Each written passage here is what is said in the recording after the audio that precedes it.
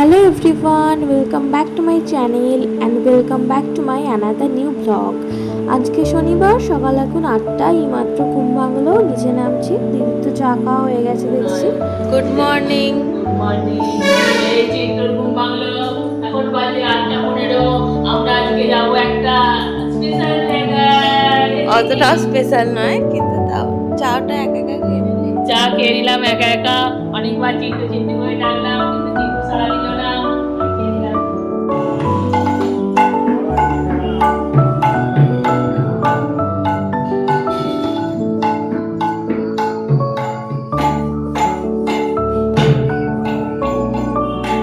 সকালবেলায় দিদির থেকে তো আপনারা শুনেই নিলেন, আজ আমাদের একটু বেরোনোর কথা আছে, যাবো আরামবাগ একটু কেনাকাটা করতে। তাই সকাল সকাল স্নান পুজো সেরে নিয়ে বসে পড়েছে খেতে। আজকে দিদি একদম সিম্পল শর্টকাট একটা রান্না করেছে, ডাল, ডিম আর সয়াবিন দিয়ে। তো খেতে তো বেশ ভালোই হয়েছিল। এরপর খাওয়া দাওয়া সেরে নিয়ে বসে পড়েছি একটু সাজুগুজু করতে।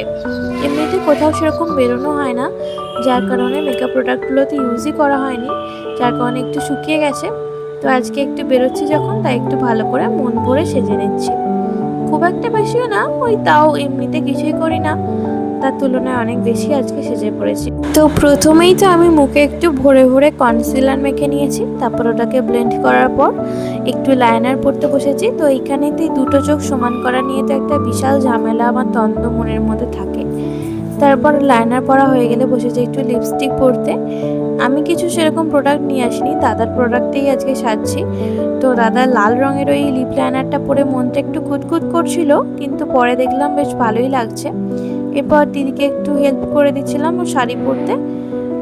পুরো রেডি হয়ে গেছি, চুলটা শুকোয়নি, যার কারণে খোলাই রাখলাম। ভেবেছিলাম চুলটা শুকিয়ে গেলে বেঁধে যাব।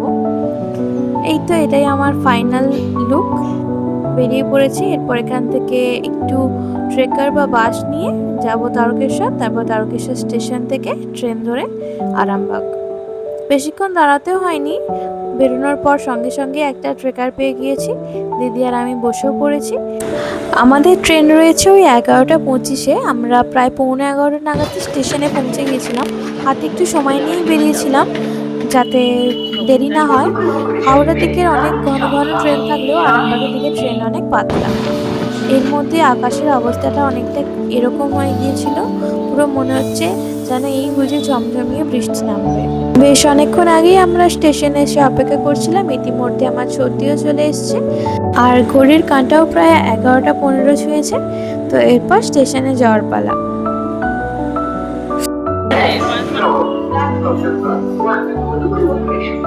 বাড়ি থেকে যখন বেরোই তখন ওয়েদারটা বেশ গরম থাকলেও তারপরে বেশ মেঘলা করে ওয়েদারটা ঠান্ডা আর ফুরফুরে হয়ে গিয়েছে। মাঝে আবার এক পশলা বৃষ্টিও হয়েছিল, যার ফলে ঠান্ডা ঠান্ডা হাওয়া দিচ্ছে।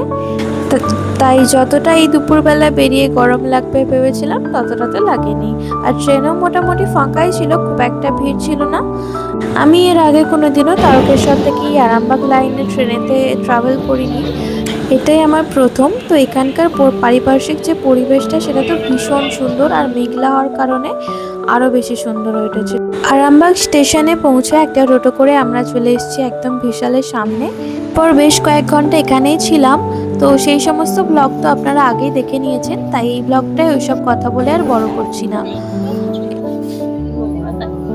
ট্রেনে ফেরার সময় তো ওয়েদার আরও বেশি খারাপ হয়ে গিয়েছিল, পুরো ঝমঝমিয়ে বৃষ্টি হচ্ছিল, মাঝে আবার 8 ঘন্টা ট্রেন দাঁড়িয়েও গিয়েছিল। এরপর তারকেশ্বর দিয়ে ফিরে আসার সময় তারকেশ্বরের লোকাল স্টোর থেকে কিছু জিনিসপত্র কিনে একবারে চলে এসেছি বাড়িতে। এরপর সন্ধ্যাবেলায় দিদি বানিয়েছিল একটু আটার লুচি, বাড়ি ফিরে স্নান সেরেই তো সেগুলো নিয়ে বসে পড়েছি। এরপর সন্ধে হওয়ার পর দিদি আবার দুধ চা করেছিল আর সঙ্গে ছিল বেশ কিছু স্ন্যাক্স। বিশাল মার নাম হোক, আমার এসব জানার দরকার নেই। বিশাল বিশাল পরিমাণটা বিশালই আছে, শোন না, একটা বিশাল খারাপ, একটা জামা কাপড় ভালো নেই,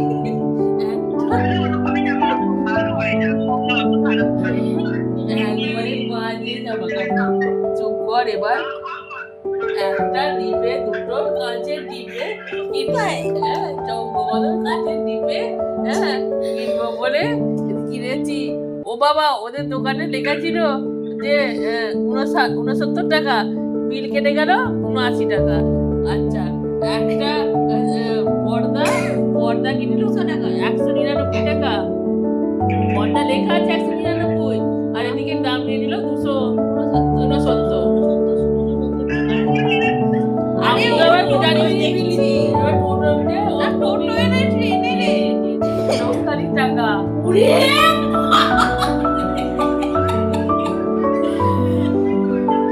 তো সন্ধ্যেটা তো এইভাবেই দিদিদের সাথে গল্প করতে করতে আর হাসি মজা করতে করতে কাটলো। তো আজকে ব্লগটাও আর বেশি বাড়াচ্ছি না, এই পর্যন্তই রাখছি। ব্লগটা ভালো লাগলে অবশ্যই একটা লাইক আর একটা কমেন্ট করবেন, আর চ্যানেলে যদি নতুন হয়ে থাকেন তাহলে অবশ্যই চ্যানেলটিকে সাবস্ক্রাইব করবেন। দেখা হবে খুব তাড়াতাড়ি পরের আরেকটি ভিডিওতে। Thank you.